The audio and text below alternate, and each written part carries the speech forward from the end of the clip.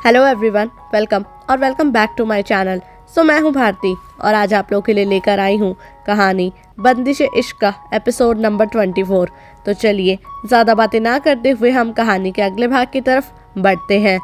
वो शख्स बड़ी सावधानी से खिड़की के रास्ते गार्डन से होता हुआ हवेली से बाहर निकल गया, पर वो इस बात से अनजान था कि गार्डन के दूसरी साइड अपने टैबलेट में काम कर रहा हृदयान उसे ये सब करते हुए बड़ी गौर से देख रहा था।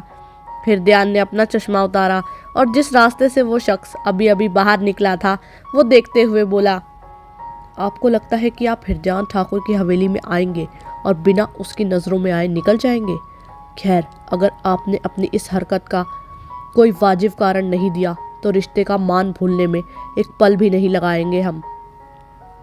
और इतना कहकर उसने अपना टैबलेट बंद किया और वापस अपने कमरे की ओर बढ़ गया। जब वो कमरे में आया तो अन्वीक्षा एक तकिए को पकड़े बिल्कुल किसी बच्चे की तरह सो रही थी। ये देख उसके चेहरे पर एक मुस्कान आ गई।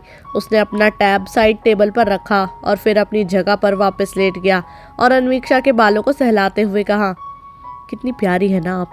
काश हम ये आपको तब बोल पाते जब आप अपनी इन बड़ी बड़ी आंखों से हमें गुस्से से घूर रही होती हैं और फिर आपके गालों पर हमारे नाम की लाली होती।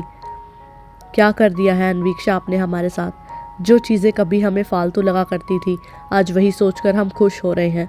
सो जाइए हृदयान, वरना पागल हो जाएंगे आप। और इतना सोच उसने अपने बाजू को अपनी आंखों पर रखा और नींद के आगोश में समा गया।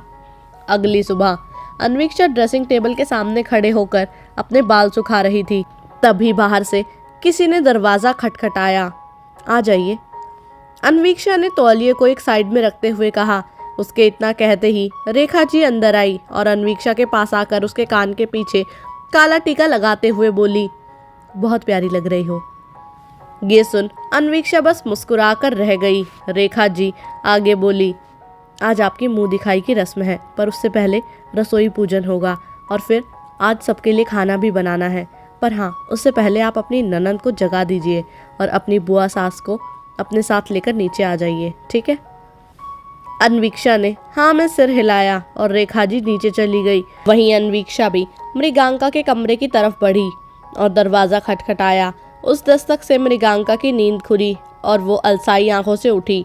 तभी उसकी नज़र अपने हाथ पर पड़ी जहां उसके ब्रेसलेट में एक जाना पहचाना धागा लटक रहा था। वो देख उसके जहन में एक अजीब सी याद घूम गई। किसी खास शख्स को उसने ही ये धागा पहनाया था। वो सोच में गुम हो गई, वो यहाँ कैसे?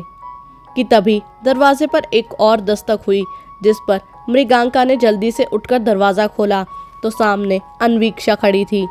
अन्वीक्षा ने उसे देखकर मुस्कुराते हुए कहा, उठ गई आप बाईसा?